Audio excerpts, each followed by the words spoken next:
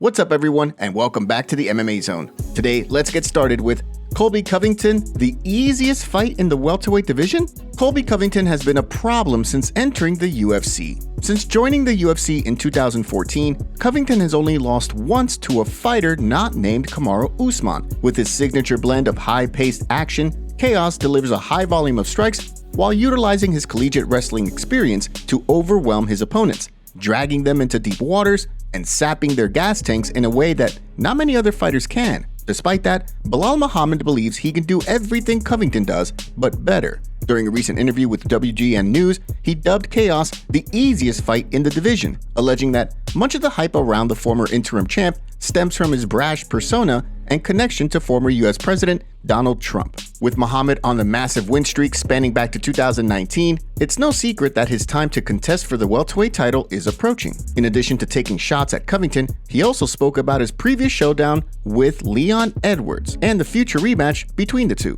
For both guys, I think Leon would be a harder fight because I think Colby's, like I said, I think Colby's the easiest fight in the division. I think that he's got up to where he's at just because he talks a lot and, you know, he had Donald Trump in his corner with him. But for Leon Edwards, he's where I'm at. He's on a long winning streak. He's on a 10-fight winning streak, same way as I am. And, you know, I think I want that one more just because the taste that last fight left in my mouth.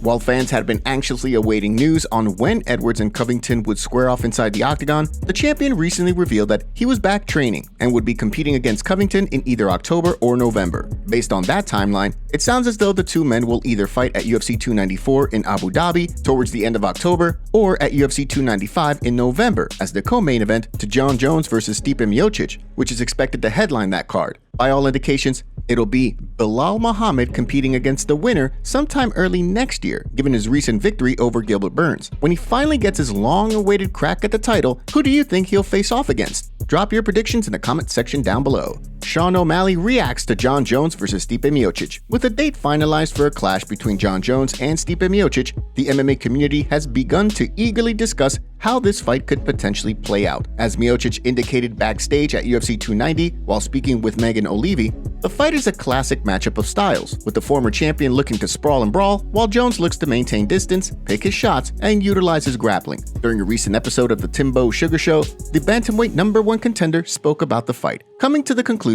that he isn't quite sure how things play out. I don't know, dude. I don't know.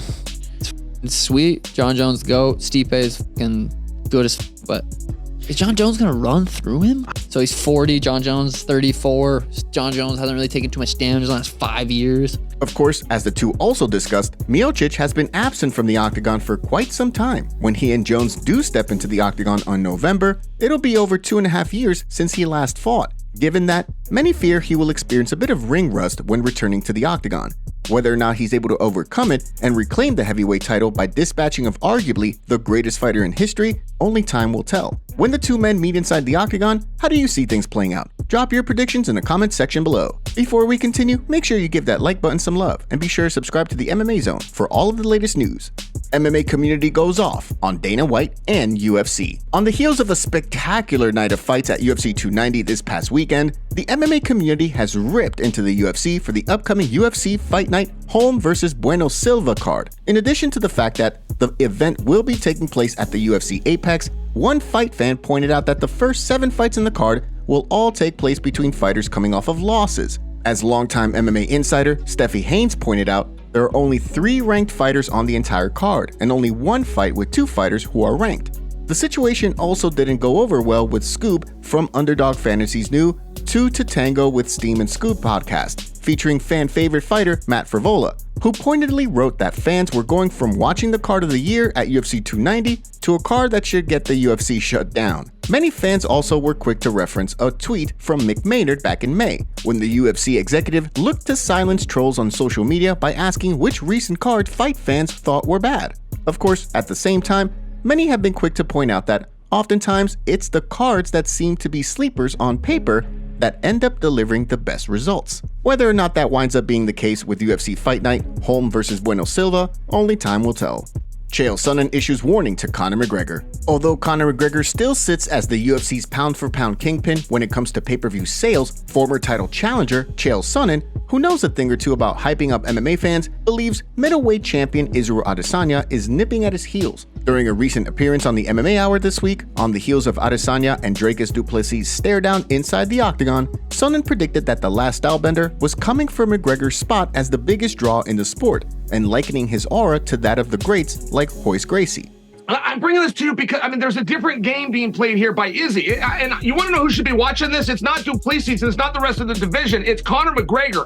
Izzy's coming for his spot. Izzy's coming for top draw in this sport, and he's not that far away. By the way, he truly made that program for me. I'm a fight fan. With the fight between Adesanya and du Plessis expected to do massive numbers, it will be interesting to see whether the last stylebender can cement his place as one of the promotion's biggest pay-per-view draws. Currently, Adesanya has yet to crack the top 10 best-selling pay-per-views of all time, with Conor McGregor holding 8 of the top 10 spots. Francis Ngannou vs. Tyson Fury booked for October. The highly anticipated boxing match between Tyson Fury and Francis Ngannou has been made official for October in Saudi Arabia. After much uncertainty, Ngannou has secured the opportunity of a lifetime, taking on heavyweight champion Tyson Fury on October 28th. The fight, which has been confirmed by multiple outlets, appears to be a full-fledged boxing match, rather than the exhibition bout that was reportedly in the works this week. Speaking in a press release through ESPN, Ngannou opened up on the fight and the long journey he's been on to get it finalized, stating that he's always wanted to box, and on October 28th, he's eager to fulfill his dream of cementing himself as the baddest man on the planet. Of course, with that being said, Ngannou currently sits as a sizable betting underdog. According to betonline.ag's opening odds, Ngannou is a plus 600 underdog to Fury's negative 1,000 favorite status. On the flip side, Alexander Usyk's team was quick to throw shade at Fury for taking a fight with Ngannou rather than accepting a fight with the WBA champion, calling Fury the biggest joke in boxing. Fury was quick to fire back during an interview with Boxing Scene, saying that when he has a mandatory challenger he's obligated to defend his belt against, he will accept. But until then, he's going where the money is. Do you think Ngannou can capture lightning in a bottle and defeat Tyson Fury? Drop your thoughts in the comment section below. Joanna Jedrzejczyk on Ronda Rousey UFC rumors. With the UFC Women's Bantamweight title currently sitting vacant, there's been much talk of former UFC champion Ronda Rousey returning to the octagon in hopes of reclaiming the title. Although Rousey has not come out and said that she wants to return to the octagon, the fight community has remained split regarding whether they think the move would be a good one, given the horrific losses that Rousey sustained in her 2 most recent octagon appearances. While her draw power during her reign was undeniable, Rousey has not competed since 2016 and has not won a fight since her 2015 win over Bethe Correia at UFC 190, leaving many to question whether granting her a crack at the vacant belt would be in poor taste when former champion Juliana Pena and streaking contender Raquel Pennington both have strong cases for title shots. The way former champion Joanna Jedrzejczyk sees things, however, Rousey still has claim to the title, even though it's changed hands a number of times since she sat atop the division. She spoke in a recent interview with the Schmo, saying, "She can fight for the vacant title. It's her belt. Can be Juliana or Raquel. Raquel deserves the title shot. She has a few win streaks, so yeah, definitely."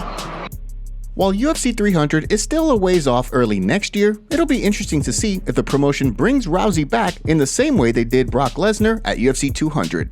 Charles Oliveira reveals sad news. Former UFC lightweight champion Charles Oliveira may be the next lightweight up for a crack at the title. However, that fight will not take place at UFC 294 in Abu Dhabi as many expected. Although all indications are that the UFC will look to have Makhachev headline UFC 294, Oliveira is hopeful that the two can run things back in either November or December. While things could largely hinge on whether or not Alexander Volkanovski is ready to fight again in October, it's also important to note that the UFC still has yet to announce the UFC 296 headliner in December, meaning that if they can't find Makhachev a fight in October, they could look to have the two men headline the final pay-per-view card of the year. During a recent interview with TSN's Aaron Bronstetter, Oliveira spoke through a translator to discuss the situation. We don't have nothing yet, you know what I mean? Like they still are waiting. But to be honest, in October, it's too soon for me. It's too soon. Especially if the fight's gonna be there. I really gonna be ready in November, December, but October, it's too soon. Despite the potential delay in the matchmaking, Oliveira remains confident that when the two clash, he will be the one emerging victorious.